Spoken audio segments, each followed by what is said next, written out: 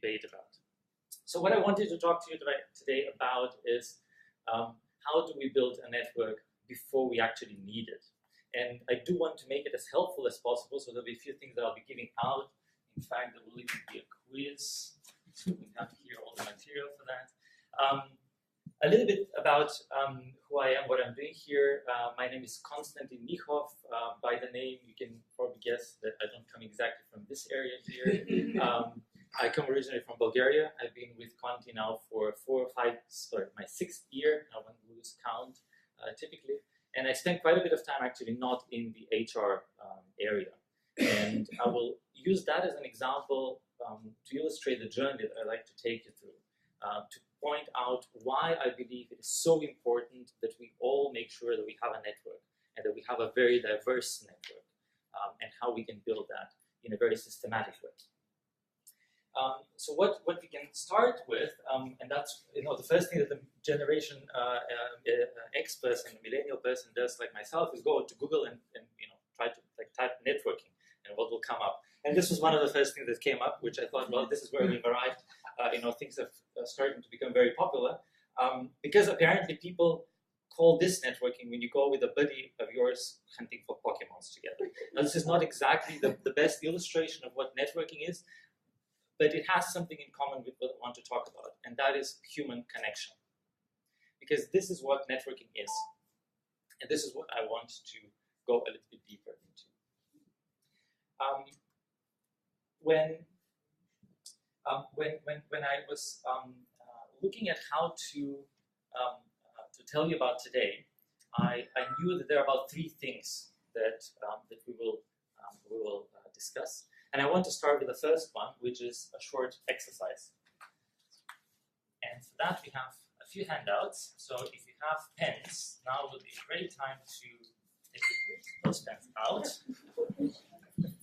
Pass a few here, pass a few here, pass a few here. I think for these 2 rows, there should be enough. Take just a sheet of paper.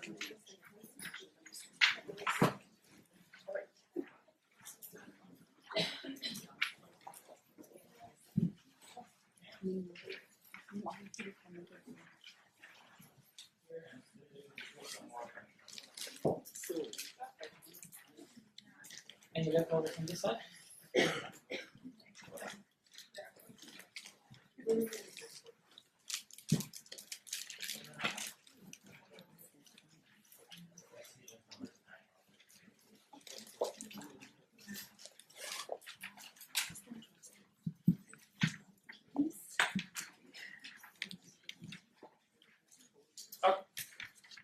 So we're starting with the first thing.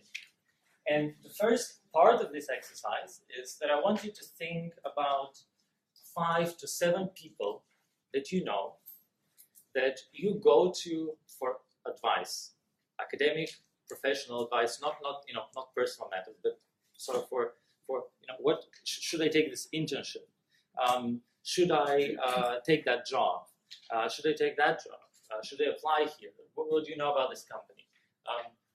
Who are the people who are within your sort of innermost network? The people that you trust the most. Not mandatory to work with them in the same company. No.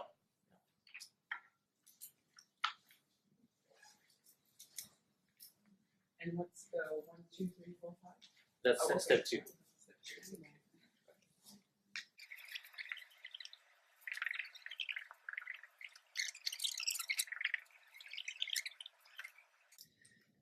Now let's do the next thing, which is to look at the other columns, and that stopped working.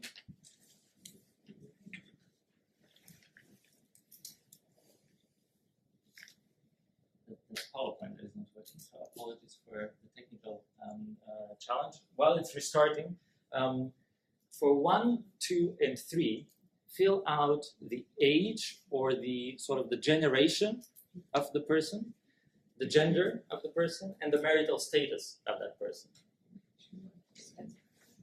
And the column 1, 2, and 3. Yes, so age / generation, 2 gender, and 3 marital status. I'm opening the presentation again, so that should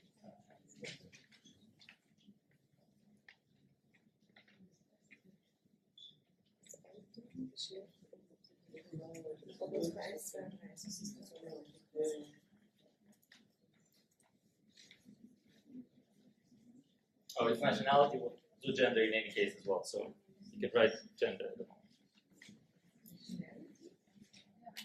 moment. And then gender or nationality, whichever one you already wrote, education or study program. So if you still have, people still studying or the study program that they were in, and then a strength in sort of a 1-2 keywords or phrases.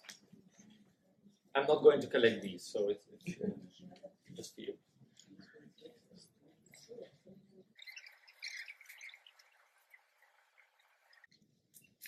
What do you notice? What strikes you when you look at that? Have you ever analyzed your friends like that?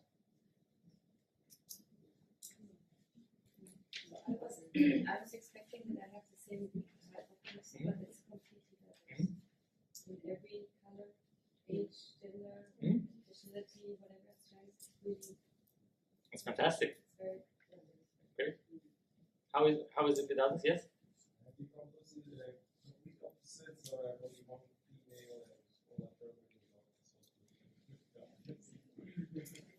Okay. What about the others? How was it? Was it totally diverse, totally similar?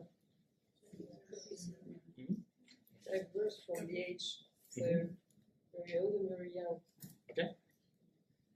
Yes? I've got like 2 groups of people, Mm-hmm. and in their group they are very similar, but they are totally different. So what we were doing is we were going through what we call the circles of trust.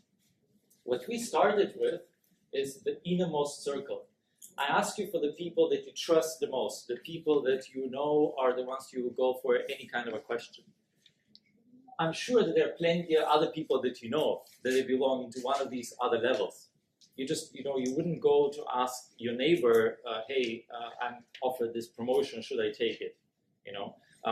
But you will go to the person who is very close to you at work, who knows the company culture, maybe who knows that job, or your peer, student, friend who says, this is a great company, I've done an internship with them, I can highly recommend it. What tends to happen for a lot of people is that this circle is the one that is the most homogeneous, the most similar to who they are. And the further out you go, the more different than that circle gets. Now, why is that so important? I want to illustrate why that's so important with a bit of a reflection on my journey within Conti. So I started in 2011. I studied psychology and art theory, and I started at Continental in marketing and sales. I was part of the training program for 2 years, and then in the tire division. And then 2 years I spent on an assignment in Slovenia, where I was the pricing manager. Now this means Excel, Excel, Excel, Excel, SAP, Excel, Excel, Excel, SAP.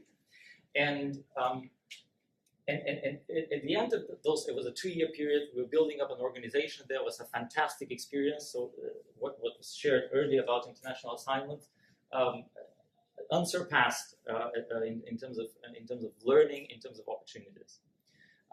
And in that phase, I was, coming at the end of those 2-year period, I was starting to get a little bit, edgy. I wanted something else. I wanted something, a different challenge. Granted, we were building a market organization, so we were learning much quicker than if you have already built an organization. And it's not that I'm a fast learner, so that I'm not. And so it came time to look for a new opportunity within Conti. And one of the offers that came about was for a job in HR. Now, the thing that I could possibly imagine was only, my perspective. My perspective covered a small portion of the possible good or bad things that could come with that job. Now, if I had a circle or a network that is very similar to me, what I will get if I go and ask someone is a perspective that is very similar to my perspective. Typically, people would say, well, are you mad? Going to the dark side? So no. I'm now the dark side. But at that time, you're thinking, oh, HR, they're just supporting role. They just make sure that you get paid, and that's all that they really care about. And of course, the world is not black and white, and you discover the facets. And of course, over the past couple of years, we've really revitalized what the HR means, and HR at the moment is in the forefront of what the company is doing. But so if I had stuck just to the people who are in my network and who are very similar of opinion because they were from the same functional area, because they had a similar path, because at Conti you start in one functional area, you tend to grow through similar functional areas, that would not have helped me make a wise decision, or at least not an informed decision. So what I needed to do is to get all of these other perspectives, some of which of course would say, are you crazy? I mean, this is like, no. Others would say, top choice, now is the time to do it because we're starting these great things. So I needed to do that, and that's why it's so important to make sure that your network is diverse, because you need to be able to go and ask people purposefully for different perspectives that you have not acquired yet. Is that new to anyone? Right, so I thought. Now the question is, how do we do that? How do we make sure that we have a very purposefully built network? And that's where I come to my second handout, which illustrates some of the steps that I've taken. Because I moved to the HR part of the organization, but I still moved in tires in the division that I knew. I knew that division, I knew the culture of that division. Even if you move to HR, you still know who is the head of the business unit, who are the sales guys here and there. But in the past 6 months, I've joined the corporate HR organization. That means I need to talk to every one of our other divisions. I need to understand how the different countries are structured. I need to understand what their business is. And that is a very different type of network. And that's something that I don't have. And that's something I'm still currently building, and I'm building it following this process. So the next thing that I did was I simply took the time to write down the names of the people that I know, expanding not just on the core network, but also the people from the other parts of my network. So let's do that for like 2 minutes. Just as many names as you can. From everywhere. Everywhere. People that you know, people that, within the, thinking at the moment professionally, the professional setting, but, if someone else comes to mind that you in any case will, go and ask for an advice or, hey, colleague from Mars, how do you do this and that? If you think about, it's easy when you have your laptop, you can open Facebook, you can open LinkedIn, see who is in your network, and that is a crucial part of this exercise. We're just not doing it here for in interest of time. But that's just to illustrate you the importance of having this overview.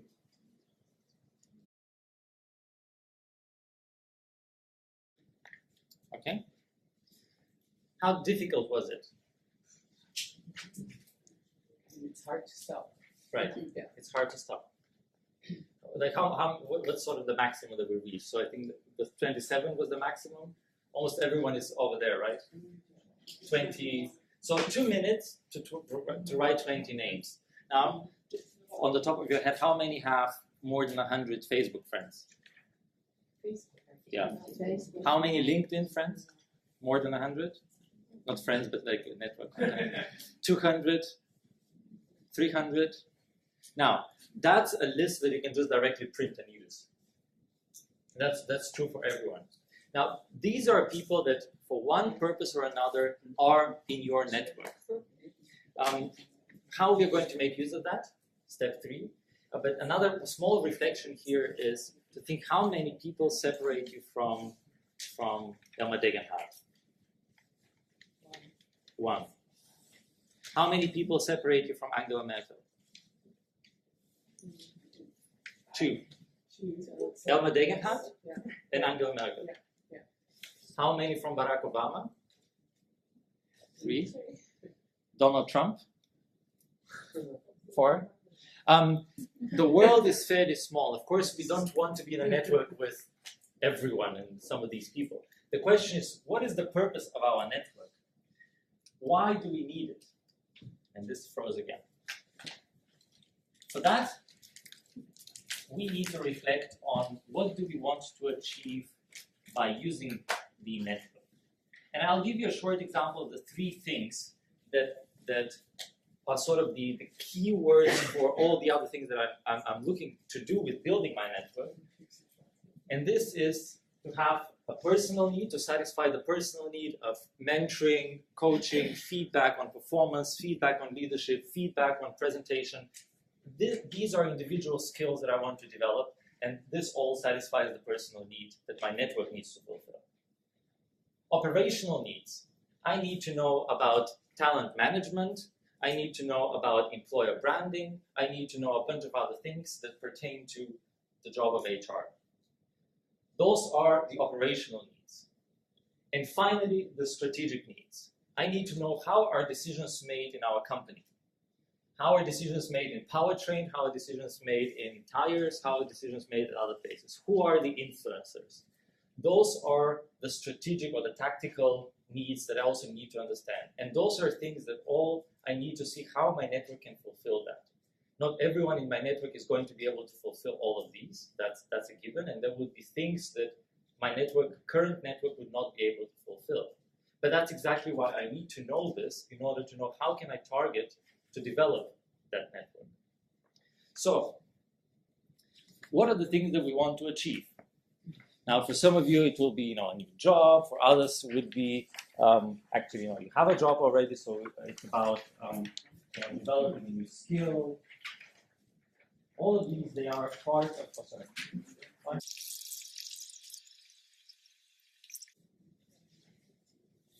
Okay. And now the magic happens in the final thing, which is putting those two together. Now, of course, coming from pricing, I opened Excel and I did it in Excel. And this is what happened. On one hand, I have a list of names, and that scrolls down further down, so it doesn't end there.